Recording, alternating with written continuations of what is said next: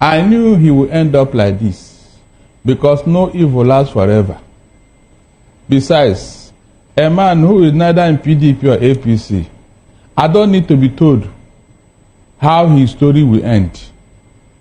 Because at the end of the day, he will be neither here nor there. And that's what is going on now. So Wike, whatever he's doing now is like a dying horse. You know, a drowning man catches as a straw. Look at it yourself. Is there anybody Wike is not quarreling with today? All APC member, PDP member, National Security Advisor, APC leadership. So, he's a gunner. Now, Doctor, so on this part of his interference, there are questions that are being raised about federalism firewall. In other words, should Nigeria legislate a ministerial non-interference code with personal sanctions for breaches, particularly on the part of maybe travel bans, fines, and removal of office, should any minister go against his jurisdiction? Should this be something the Senate should legislate upon? Because this kind of interference and, of course, conversations surrounding Nyesom Wike is not what his functions as a minister of the FCC should be. Look, you don't need to legislate on this type of matter. The thing is that Wike was being used, and he was not wise enough to realize it. Are you telling me that if Tinubu and APC did not give Wike the audacity to do what he's doing, will he try it? The answer is capital no. Now that they are finished with him, and Fubara has become the leader of APC in Rivers State, I don't think Wike should be making noise again. If he continues to be too rascality, if he continues to play this rough fight, EFCC will knock on his door. Because from what he's saying, he has already indicted himself.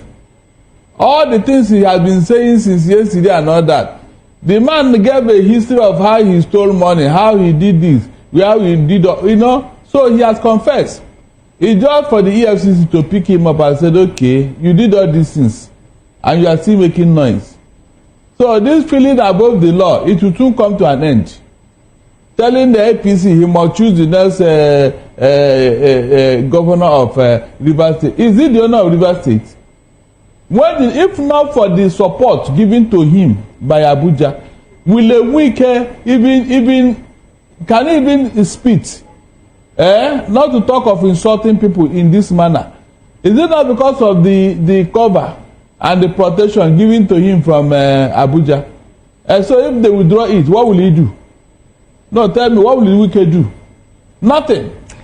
You have a minister of the Federal Capital Territory who has abandoned his duty post and is in Rivers State playing politics door to door, house to house, and saying he's campaigning for President Bola Ahmed Tinubu. Okay, the party itself says they have not sent him on any message. It seems to me, to that extent, that the FCT minister is undermining President Bola Ahmed Tinubu and exposing him for contempt of the Nigerian people as follows. The INEC, the Independent National Electoral Commission, has not even blown the whistle as regards political campaigns. He is busy in Rivers State conducting campaigns. And so what is INEC supposed to do in this particular regard? So when you talk about Rivers State, it looks like an act of indiscipline on the part of the FCT minister. It looks like an act of irresponsibility on the part of the FCT minister. After all, yesterday, I was still defending him, saying that it has nothing to do with whatever happened in terms of the one-child crisis in the Federal Capital Territory. And I stand by that defense in the spirit of fairness. But what, Nyesom Wike is doing in Rivers State is very ridiculous. Neither toad nor frog. And I think that the embarrassment to the president of Nigeria does not amount to help. It amounts to, trying to upstage the president of Nigeria. And therefore, we're not surprised that principal members of the All Progressives Congress have complained accordingly. That's the first point that I saw. Outside God in this world, Nigerian president is the strongest president. Absolutely. And if he said, I will not take this nonsense to stop today, Wike has no power to continue to do what he's doing. If removing him will bring peace to Rivers State, whatever that will bring peace to Rivers State, the president should do it. That is what we want. We want peace, absolute peace in our state. We are tired of this political tension, this political crisis in our state. We want investors to come so young people will have job opportunities. We don't want this tension. So if it means sacking the FCT minister that will bring peace, please, Mr. President, go ahead. Because what you should look at first is the interest of the people. Providing security, it is there in our constitution. Providing security, welfare for the people. And whatever happens in Rivers State will definitely affect this nation. So Mr. President, wherever he is, should immediately take action, not just a press release that is laughable. Yes, it's laughable. The president is correct about that. But we should go beyond releasing press statement that is laughable and caution wherever we feel that is wrong in this issue. All right, former leaders have called for dialogue and a peaceful resolution. So what practical steps can these two, Fubara and Wike, take to de-escalate tensions and prioritize the state's interests? No, from what we know and from what we have seen, it's a simple thing. The governor wants to come back. The FCT minister don't want him to come back because he feels he's not loyal enough to him.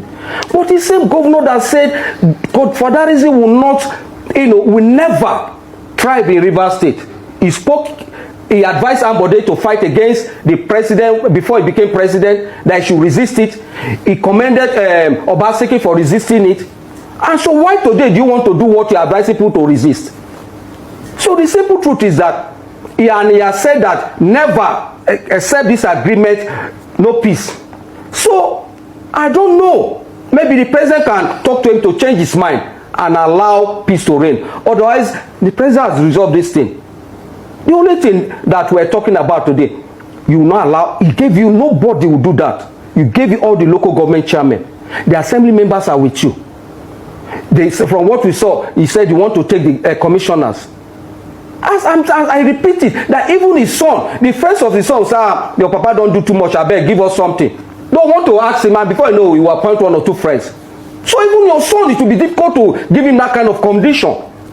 We should be frank. So, comrade, I want to bring the son in here because there are lots of rumors, when you listen to people talk about the crisis in Rivers State and, the so-called thank you tour that Wike is going around the local government in Rivers State. So there are rumors that, Wike is gearing up and bringing up his son to, fit into the House of Representative Assembly in Rivers State.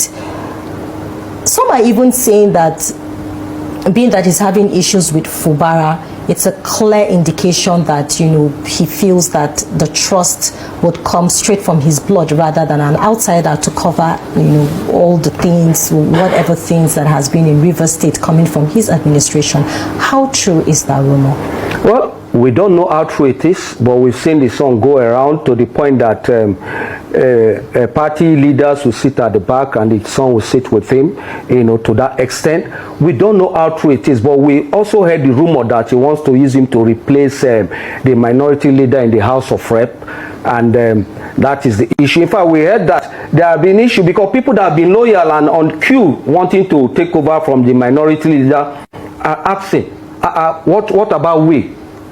Are we not good to go there? So there is this rumor that is going around. We don't know of a truth if his son is going, but his son has the constitutional right to contest. There is no doubt about that. Whether his father is involved or not, he has the right to contest. But the truth remains that there are people that have been with you. There are people that have been with you all this while. What is their fate? That wants to go to the House of Rep, that are eminently qualified and exposed. What are their fates? And this is the kind of politics that encourage people not to be loyal.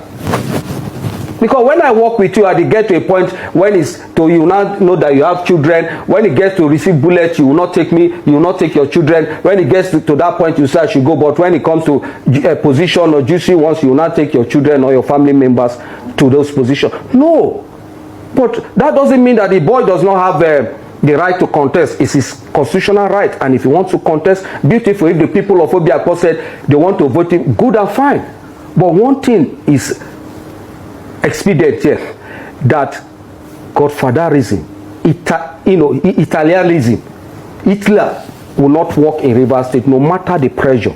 It will not. Okay. No governor has done it, and no governor has succeeded. No governor have tried it. What the FCT minister is doing today, no governor, from the inception of Rivers State, I mean from Medford Okilo to today, no governor, and only one of them is late, and that is Chief Medford Okilo. If not, every democratic governor of Rivers State, from old to new Rivers State, are alive.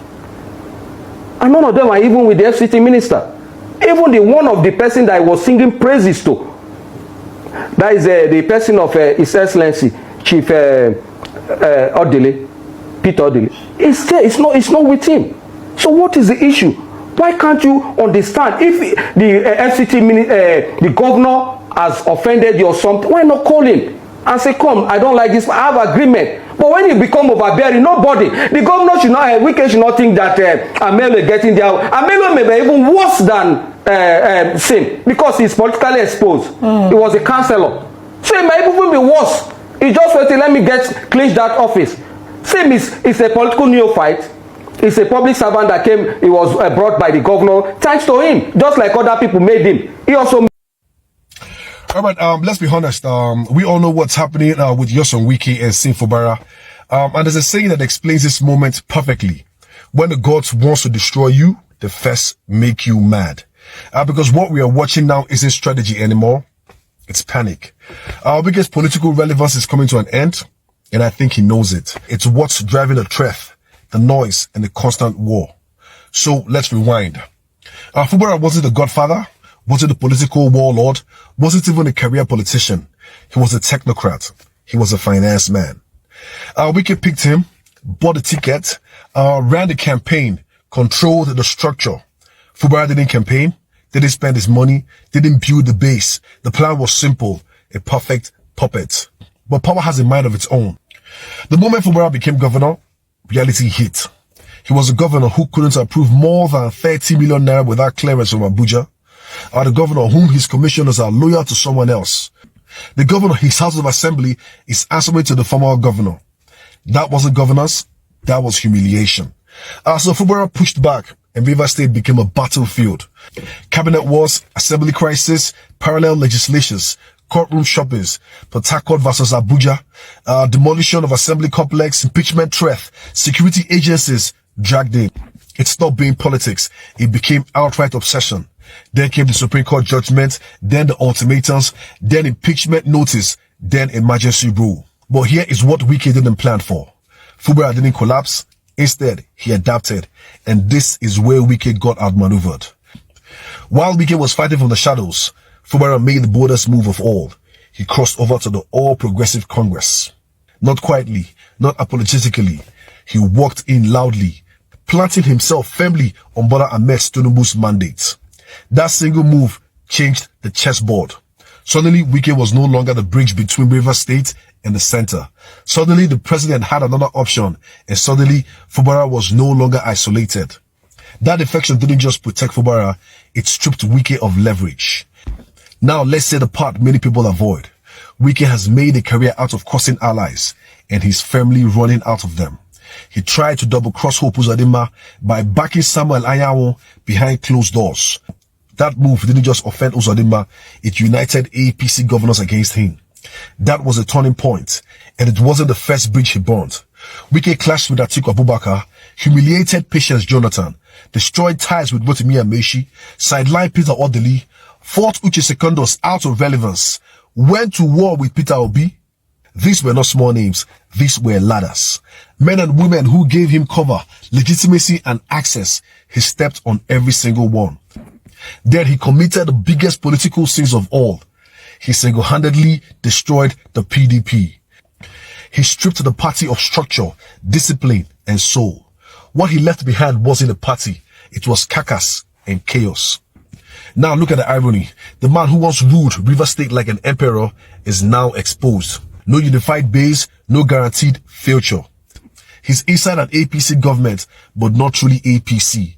Fighting APC governors. fighting party secretary, issuing threats, drawing red lines everywhere. That's not power, that's desperation. And here's a final truth many don't want to confront. From the writings on the wall, Tinubu will show no mercy. He rewards usefulness, not noise.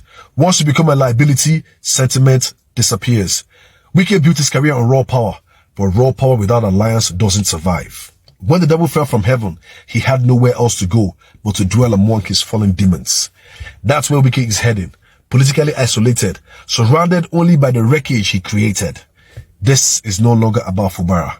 It's about a man watching his relevance fade in real time. Wike hasn't fallen yet, but the plummet has started and he knows it. Peace. Welcome back to the channel. So this whole thing between Wike and Fubara is becoming annoying at this point. Some people in Rivers State, Wike has his own supporters there. Fubara also has his own supporters there. Recently, Wike supporters came out to say that Fubara must be impeached. If not, they will resign, this and that. But at the end of the day, it didn't even work out, because why would you want him impeached? I'm not saying Fubara is a saint, but Wike is an FCT minister. You abandon your own responsibilities as a minister, then come to Rivers State, and you still want to be in power. You will still want to control everything that is going on there. Then you start creating drama between yourself and the sitting president. Sorry, the sitting governor. That's all shades of wrong. Because you are already a minister. What are you doing there? Even if you want to come out and support any candidate you want to support. In this case, if he even feels like he's campaigning for himself, I don't know if he wants to come back as a governor next time, or he just does not want to lose relevance in 2027, and that's because of the role he has played in the past. Because you are a member of the of PDP, but you are working for APC, so he's just one leg in, one leg out, and even PDP, they are tired of him. Everyone is tired of him. So at this point, I just feel like he should take a break. It's not by force to be a godfather. It's not by force to control Rivers State. Fubara, on the other hand, lots of people are not happy with him based on what he did by defecting to APC. So many people are saying that he's not trustworthy, because he's somebody that a lot of Rivers State people fought for when he was impeached during his crisis with Wike that first time, and Tinubu had to impeach him. But from the look of things, I don't know if it's Tinubu, whether Tinubu is playing a mind game on these people, because now Fubara is even the APC chairman of Rivers State. I don't know what's really going on, but at the end, in 2027, we'll all get to know. Well, what's your take on this? Let me know what you think in the comment section. And please, if today is your first time joining my channel, subscription is free. Please kindly like, share and subscribe. Thank you.